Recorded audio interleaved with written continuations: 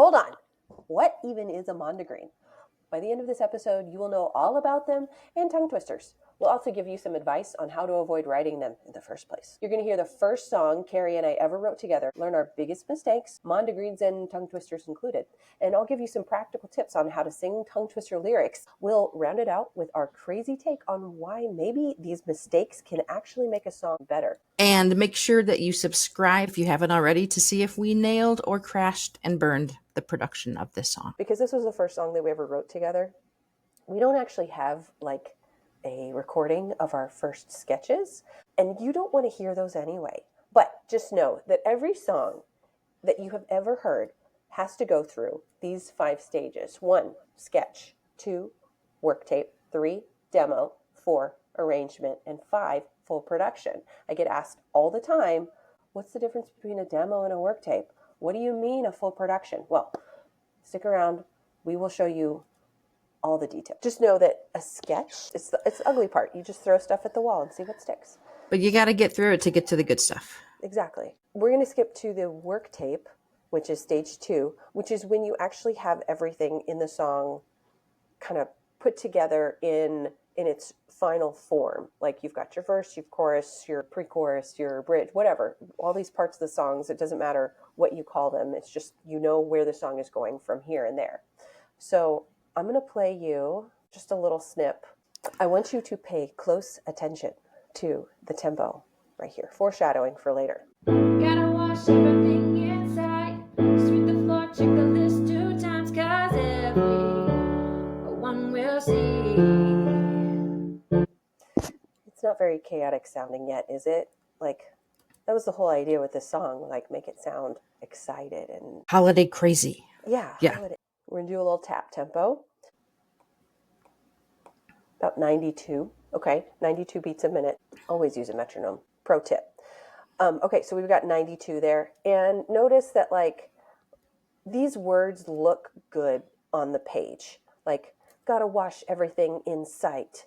Grab the groceries, get them all in the door. Notice they look good together, right? And it works well because you're reading it slowly and succinctly. Exactly. Speed up that BPM, it gets a little nuts. And also, I want you to pay attention to make the cookies. Try it right now. Try and say make the cookies really fast. Make the cookies, make the cookies, make the Make the cookies. cookies. Make the cookies. Yeah, I'm going to go ahead and play you. This is our work tape version 2. This is our arranger, Aaron Zink, singing, so it's obviously sounds different. And once again, pay attention to the tempo. Gotta wash everything in sight. Sweep the floor, check the list 2 times, cause everyone will see. Get the bags, get them all in the door. Make the cookies, deck the halls, and more. I had 96, a little bit faster. Yeah. Yeah. So we're already getting a little bit faster, but it's not unmanageable. And notice that the lyric has already changed from grab the groceries to get the bags, get them all in the door. We had to change that because grab the groceries looks good, but it doesn't. It's hard to say. It's hard to sing. It doesn't sing well. G's are hard to sing anyway because like you've got your tongue in the back of your throat, grab.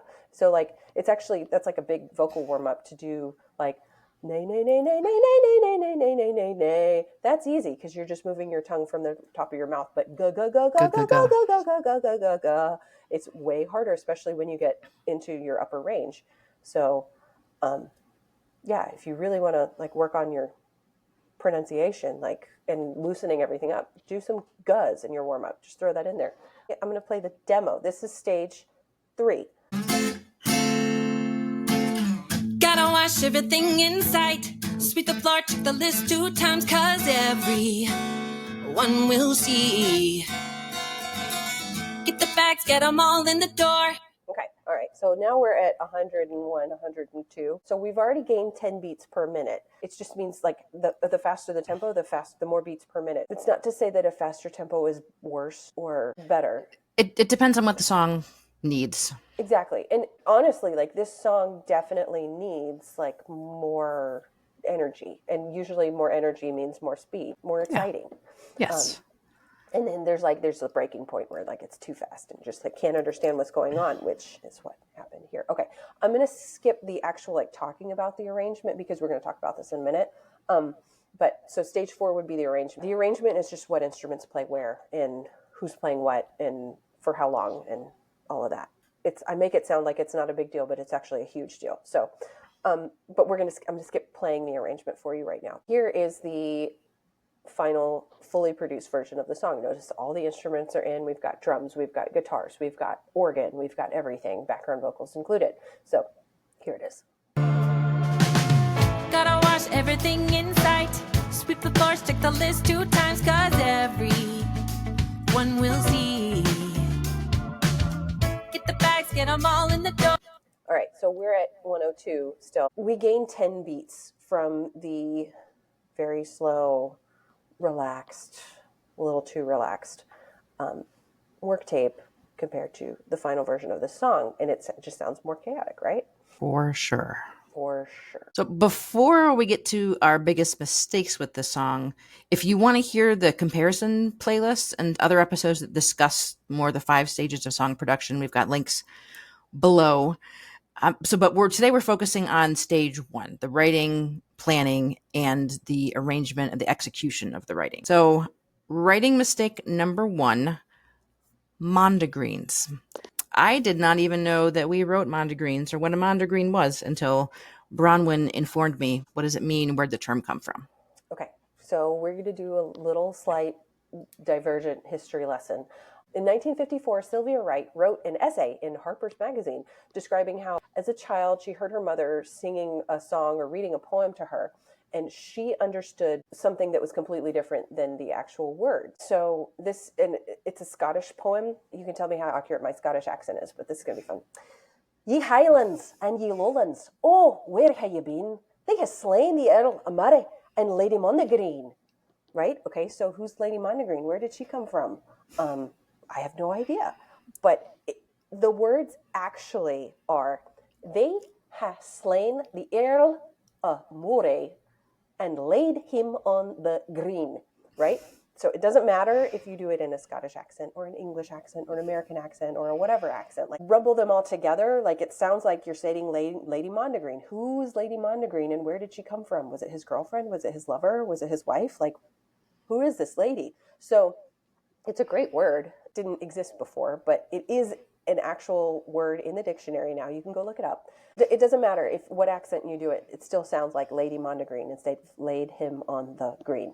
Go ahead, pause the video and try it. Like, try it a couple times. Try it in different accents if that's what you feel like doing. But just come back and we'll finish talking about Mondegreens.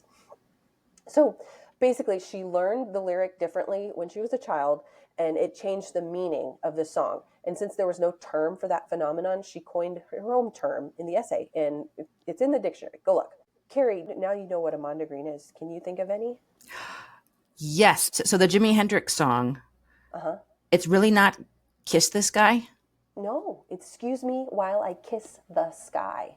No. You didn't know that? No, I didn't know that. Not until just in this moment right now. This is perfect. This is perfect Mondegreen episode.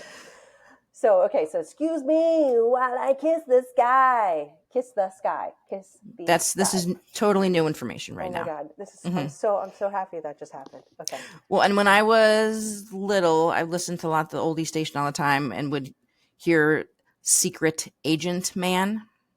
But I was convinced it was Secret Asian Man, like a guy from the Asian continent of Asia, and he was secret. Yeah, it's not true. Yeah. And then let's talk about the national anthem. Oh, say can you see by the dawn's early light? Like, I didn't realize that people thought that dawn's early was a word because of the national anthem. I think. Well, and the next one, Blinded by the Light. I don't who wrote this or who sang this one. It's the Boss.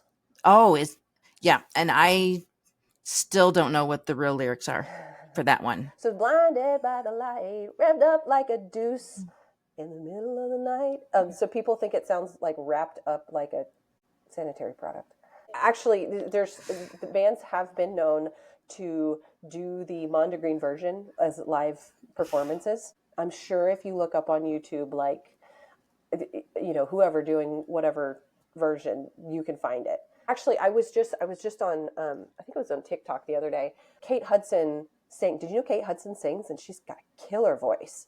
No, this is also new information. So she was doing the "Never Be Your Beast of Burden," but I didn't realize that was also a Mondegreen. Never leave your pizza burning.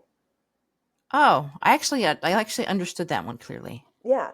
So, so they're all over, and people do them on purpose, and people do them on accident, and it's just like it's fun. They're everywhere. So Mondegreens, that's what they are. There's also a lesser, I guess it's not lesser known, but it's my aunt reminded me of this the other day. It's called Eggcorns. Eggcorns? Eggcorns instead of acorns, detached from music. It's the same phenomenon when you hear something like "for all intensive purposes" instead of "for all intents and purposes." Espresso. Yeah. So Eggcorns and Mondegreens. Where is the Mondegreen in our song? Wash everything in sight. When I sang it, keep in mind, when we recorded this, Kerri had been in the studio with the whole band, producer, everything. Y'all did everything in New York City. I had just had a baby, and so there was like no way I was like doing anything outside the home, and I barely got this done. I had to take everything downstairs to our bedroom, and I sang this into a closet. So it's not like the best vocal production quality, but we got it done. And so I'm singing this, and I'm trying, and I'm like, gotta wash everything inside, and you can't hear the T. It doesn't matter how hard I hit that T, but you literally just like, and granted, like the difference between inside and insight is not as epic as "Excuse Me While I Kiss This Guy," but it's still like, it's something to check for. I'm gonna play it for you. Gotta wash everything in sight. Sweep the floors, check the list 2 times, cause every... Can you hear that T? Barely. And even if you look further into the verse, the check the list. Yeah. Every time I hear it, it sounds like stick the list. It sounds like stick the landing. See, okay, that was totally not, because it's just so hard when the lyrics are so fast. Well, and this being one of or the first song that we wrote together, we were still getting used to how to write with each other and when to have strong opinions about things. And we didn't go back and re-edit this the way that we should have. We've learned our lesson since then. Yeah, our lesson is don't write tongue twisters. No. Yeah. So and there's more like okay, so you said check the list sounded like I was saying stick the list. Mm-hmm. Sweep the floors, check the list 2 times, cause everyone will see. Get the bags, get them all in the door. Bake the cookies, deck the halls and more. It's got to be complete. So deck the halls sounds like I'm saying something else. I'm not going to say what it sounds like. You can figure it out. That was so hard. It was so hard because the words were going by so fast. Yeah. Deck the halls, deck the halls, deck the halls. It was just so hard. Like, and then the other thing that I actually had to change in media res was bake the cookies, which I pointed out earlier when I said make the cookies. Try and say, now that you've already tried saying make the cookies, bake the cookies, bake the cookies. It's so much easier, right? Pause the video. Try it. Your turn, Kerri. Bake the cookies, bake the cookies, bake the cookies. Exactly. It's so much easier, right? Significantly. So these they're not like song breakers. Ooh, hey, that's a good word. Song breakers. That is good. Song evolvers, song breakers. I like it. Maybe we should copyright that term. Don't take it, you listeners out there. But they're not song breakers. It's not going to make or break the song, but it makes it really hard to perform. It makes it hard to like be understood, and it makes it hard to like execute. Me as the lead singer on this particular song, like I did so many freaking takes of that one verse, just the first verse. It was just like, just to get like the right feel, the right timing, because the letters, the sounds were getting in the way of me actually like grooving with the beat. Because our drummer, he sounds phenomenal, but it was so hard to get in his pocket because it was like, that sounds, if you don't know what that means, ignore that. But it was so hard to get in the pocket of the drums singing that. I had to start over so many times just to get it. Well, and if it's hard for the singer, it's going to be hard for the listener to know what is actually happening. Amen. Yes, 100%. So check for Mondegreens in your own work. Read the lyrics out loud. Read them fast. Read them slow. Mesh them together. Have somebody check them. Sometimes what looks good on a page doesn't always sound right in a recording. Yeah, I like the having somebody else read them, because I didn't even think about this. If somebody has a different accent than you, somebody pronounces their T's or their D's or their O's or their A's differently, it's going to make a difference, especially if you're writing for other people, or if you're just writing for, the lead singer in your band. You're like, hey, lead singer, try this out. And they're going to be like, no, I don't like this. Or I love it. You're going to be like, that's not the lyric. And they're like, that's what you wrote. And you're like, yeah. So, all right. So I do want to point out that it's not necessarily a bad thing to have a Mondegreen. It's just something to be aware of. And we're going to talk about why that may or may not be the worst thing in the world in the last section. We'll get that later. So writing mistake number 2 is lyrics going by too fast. We just, being our first song we wrote together, we didn't pay attention to how it would sound if it was a fast arrangement. We wrote it as a slower one, but the song itself didn't make sense as a slow arrangement to get the frantic holiday feeling. So at this point in the production, the tempo was out of our hands. And even though Bronwyn was the person singing it in the studio, she was recording remotely and couldn't go back to the band and say, hey, could you re-record something slower, so she could enunciate everything. We just had to work with what we had. Mm-hmm, mm-hmm. That costs money. Usually the lead vocal is the last thing to go in. It costs money. You're not going to re-record anything. You just have to make it work. So, and then we even had to change the lyrics after the work tape in the arrangement section, because our arranger, Aaron, had caught some of these that just did not sing well. So from grab the groceries, changed to get the bags, because it just didn't sing right. So as a directive, plosive consonants in tongue twisters are the key to clarity, not the voiced consonants. If you don't know what that means, there's no fast articulation in the letter M, but there is in the letter B. So make the cookies versus bake the cookies, right?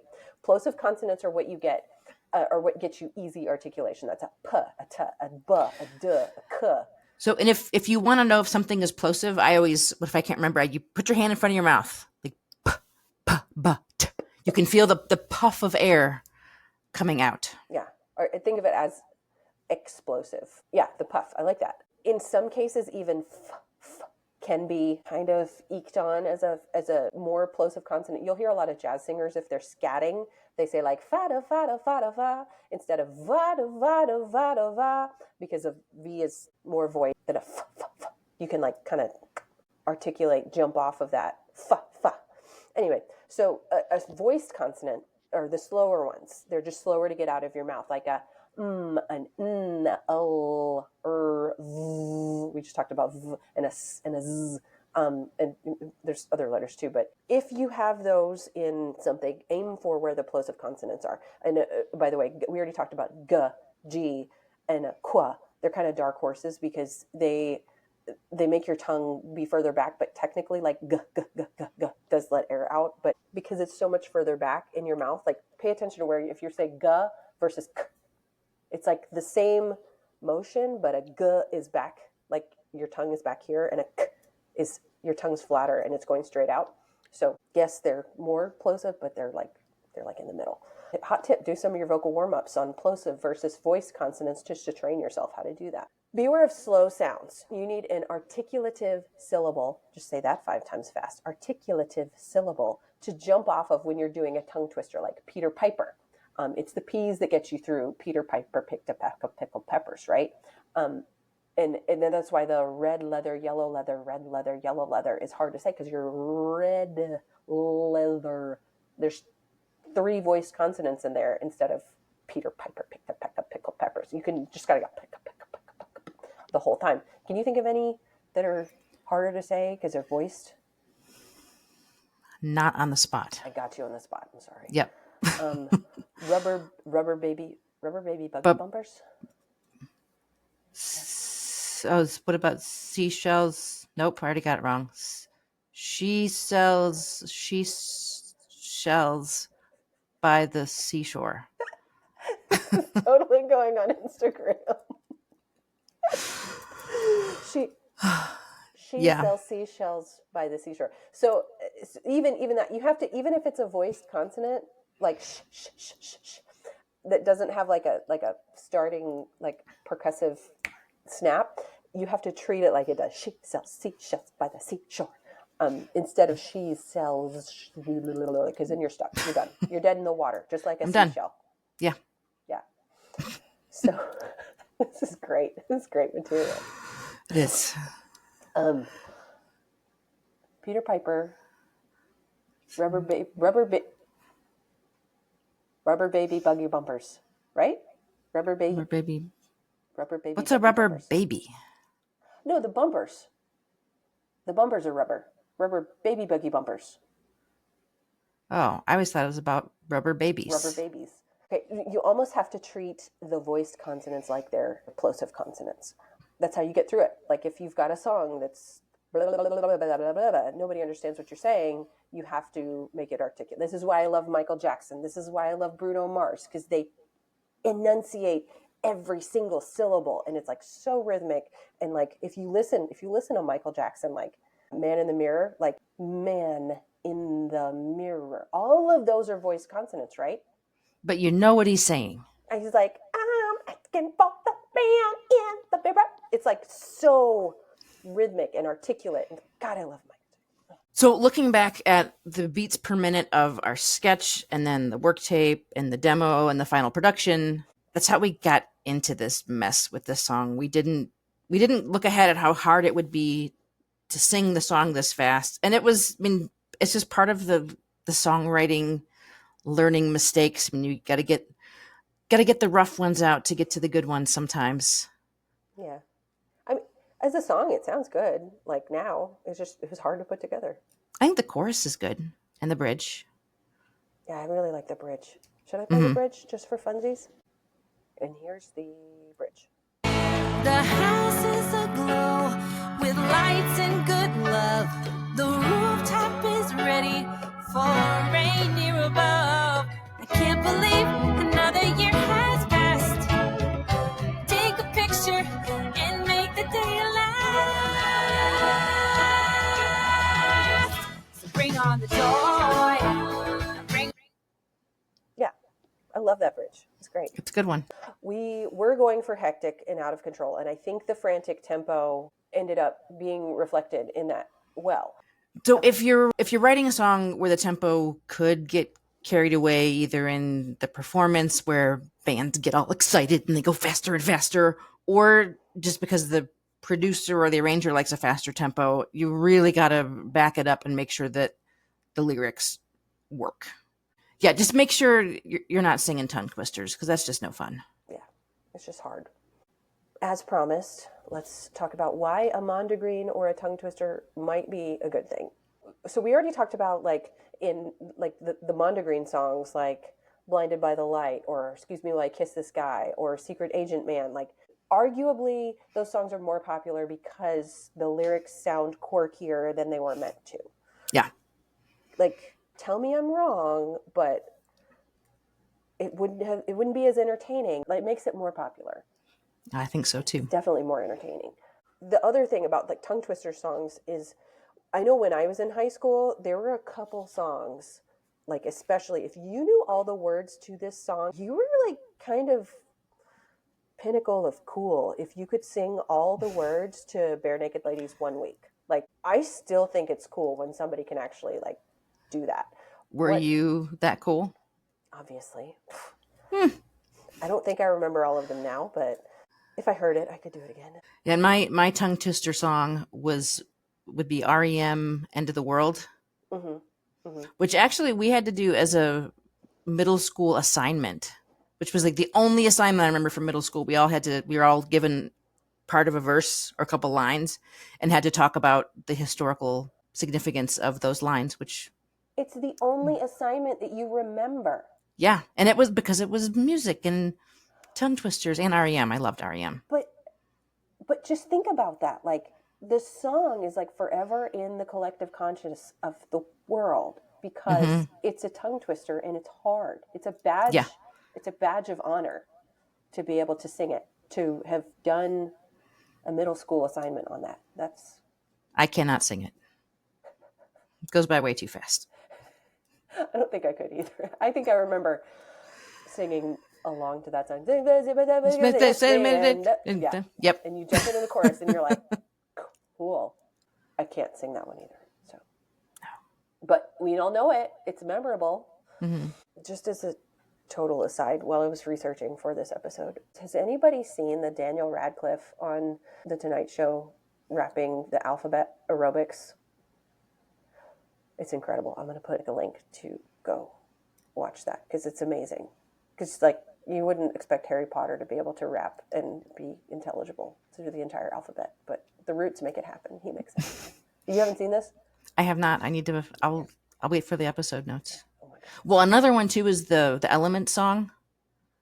There's antimony, arsenic, aluminum, selenium, and hydrogen and oxygen. That it's just all the elements in one song. Very fast tongue twister. Yeah. Yeah. See, it makes it. Maybe it's a good thing we had tongue twisters in our song. Maybe we should have had more tongue twisters in our songs. I'm going to disagree there. Yeah, I like to be able to understand the words. Me as the singer of that song, no. I also disagree with what I just said. So. Good. But if we wanted to as a goal, that would be an interesting goal to do. Yeah, if that was the purpose of it, but as random words and phrases in a song, it doesn't work with the theme. It's not worth it. Yeah. So that is the end. Thanks for playing along with us. 2 things, though. If you can comment your favorite Mondegreens and your favorite songs with fast lyrics that fly by and that are a challenge to learn. Comment those below. We'd love to hear from you. We've got more videos on the 5 stages of song production, and make sure to go check those out below. We will see you guys next time.